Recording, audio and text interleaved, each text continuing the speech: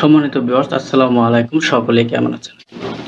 আপনার আয় না থাকলেও ৳২,০০০ করে আয়কর দিতে হবে সরকারকে এমন কথাই বলেছেন কিন্তু আমাদের অর্থমন্ত্রী মুস্তফা কামাল স্যার ২০২৩-২৪ অর্থবছরের বাজেটে।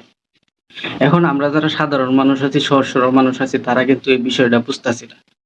এই বিষয়টাই কিন্তু পরিষ্কারভাবে বুঝিয়ে দিব ছোট্ট এই ভিডিওতে। তাই ২-৩ মিনিটের এই ভিডিওটা সবাই না টেনে শেষ পর্যন্ত দেখতে থাকুন এবং অন্য ভাইকে দেখার জন্য সুযোগ করে দেন। এজন্য সবাই বেশি, বেশি লাইক, কমেন্ট, শেয়ার করে দেন। সবাই যেন বিষয়টা পরিষ্কারভাবে বুঝতে পারে।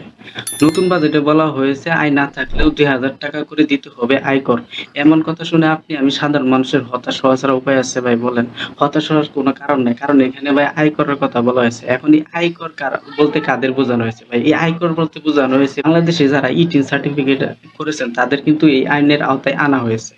এবং তাদেরকে কিন্তু এই আয়কর দেওয়ার কথা বলা হয়েছে। এখন আমি কেন সাধারণ মানুষ টাকা দিতে যাব? হচ্ছে এনপিআর এর তথ্য অনুযায়ী দেশে ৮৮ লাখ মানুষ এই ই-টিন সার্টিফিকেটের সুযোগ সুবিধা ভোগ করতেছেন। কিন্তু বাইরে ভাই তার মাধ্যমে ৩৮ লাখ মানুষ এই আয়কর রিটার্ন জমা দেয়।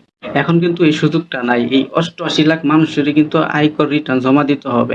এখন আপনার আয় বাৎসরিক ৳৩,০০,০০০ হোক আর না হোক।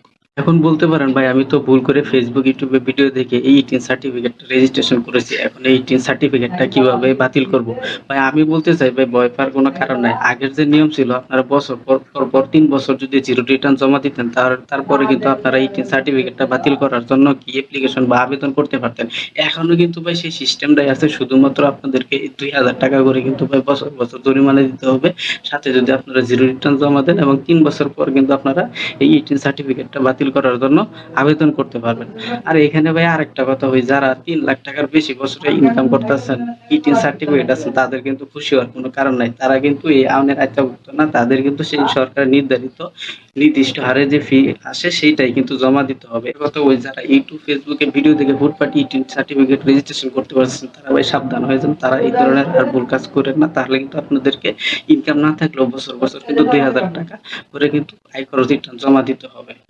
মনে করেন যে আমার ৳১ ইনকাম নাই তাহলে আমি আয়কর জমা দিব কেন? তাহলে কিন্তু আপনার উপর সরকার কি আইন অনুযায়ী ব্যবস্থা গ্রহণ করবে। ভাই শুধু, শুধু এই বিপদের মুখে কেন যাবেন? ভাবতেছেন ই-টিন সার্টিফিকেট করবেন তারা কিন্তু হুটহাট করে ই-টিন সার্টিফিকেটটা করতে যায় না। ই-টিন সার্টিফিকেট করার জন্য কি, কি শর্ত আছে সেগুলো একটু পড়ে শুনে দেখে নিয়ে কিন্তু ই-টিন সার্টিফিকেটটা করেন। ভাই শুধু, শুধু এমন ধরনের আইনের ঝামেলা কেন পড়তে যাবেন?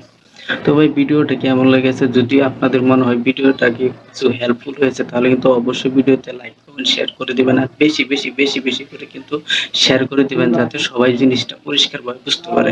তো বন্ধুরা সবাইকে আবার আসসালামু আলাইকুম। সবাই ভালো থাকবেন, সুস্থ থাকবেন। আমার পরবর্তী ভিডিও আসা পর্যন্ত